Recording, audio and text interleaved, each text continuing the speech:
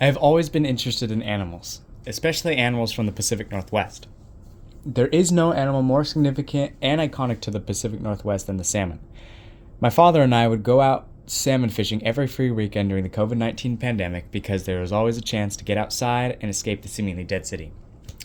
These instances gave me a lot of time to think and wonder about how these animals function as I was searching for them.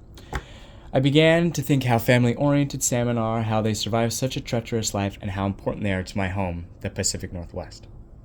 For these reasons, I wanted to research how measurable the cultural impacts, economic impacts, and biological impacts are of salmon in the Pacific Northwest and how they're represented today. For starters, salmon are fish. They start small in freshwater streams and lakes all around us here in Portland, Oregon, and they have been there for a long time. The first salmon appeared around 6 million years ago. These fish not only have been here for millions of years, but they have evolved into 5 distinct species: the pink, coho, chum, sockeye, and chinook. All 5 species have similar behavior, but they vary in shape and size to some degree. These fish are famous for their lifetime adventure that they endure, which includes swimming hundreds of miles downstream of their birthing place to saltwater. Then, the fish travel about 1,000 miles around the open ocean, growing and feeding for years. After that, salmon mature and return hundreds of miles of fresh water to spawn right where they were born. In fact, the longest salmon migration upstream in freshwater is over 2,000 miles in the Yukon River that stretches through Alaska into Canada. For comparison, the salmon of the Yukon River swims further than the distance between Los Angeles, California, and Chicago, Illinois. The grueling migration shows the determination and resilience that salmon have to fulfill their life cycle. The impacts of salmon on culture in the Pacific Northwest have been a big reason why tribes and the population as a whole have been able to thrive for so long. Not only do salmon impact cultural, but they also impact the biology of the ecosystems that they're in. This means that salmon have drastic measurable impacts on all parts of the environment. For example, large predators such as wolves, coyotes, and especially bears rely on salmon to maintain a healthy population.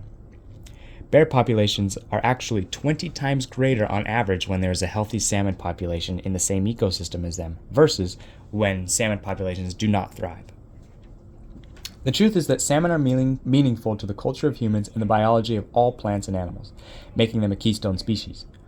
But salmon impacts go beyond culture and biology. People have come to realize how valuable salmon are and have begun to turn a profit on what salmon provide. This is done by fishing, which constitutes the economic impacts of salmon. The fishing industry in the Pacific Northwest has been extremely profitable since it began. People and cultures around the world adore salmon for their taste and nutritional benefits. Throughout the Pacific Northwest, states including Oregon, California, Washington, Alaska, and Idaho profit a combined $740 million per year on commercial salmon harvest. For comparison, that is about the same amount as Taylor Swift, the biggest musician in the world's net worth. Although this fish is extremely culturally, biologically, and economically valuable, salmon isn't being taken care of like it used to in the Pacific Northwest.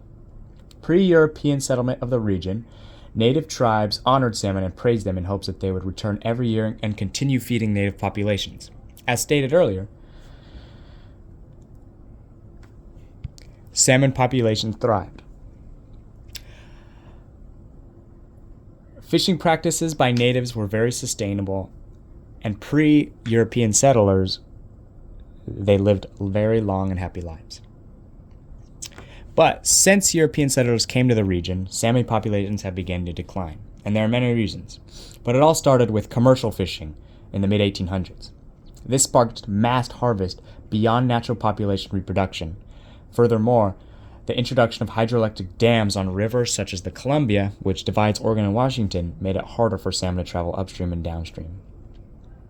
For example, dams will change water patterns, making currents harder to navigate.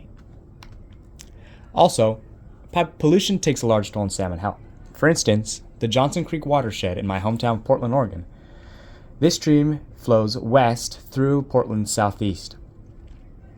Historically, Johnson Creek has held a large population of Chinook and coho salmon. However, the urbanization of Portland in this metro area, the stream has become polluted with street runoff and flow alterations. The urbanization of pollution has caused salmon populations to almost disappear from the stream entirely. There is so much that goes into salmon, from what they are as creatures to what they represent to their home waters in the Pacific Northwest. Their representation can be seen with native tribes honoring them for thousands of years. It can also be seen with the vast market for salmon and all that they offer. Furthermore, salmon's importance and impacts can be seen in their promoting ecosystem health for all plants and animals. All living things in the Pacific Northwest have benefited from salmon as long as their existence. There's been a lot of harm done to salmon in the past 250 years, but that doesn't impact how important they are to this region. The fact is that these fish are still surviving is a testament to how resilient and strong these natural creatures are. Their cultural, biological, and economic impacts have been documented and will continue to impact our environment for generations to come. Salmon are lovely, they taste good, they're great for everything, and they deserve to be protected. Thank you.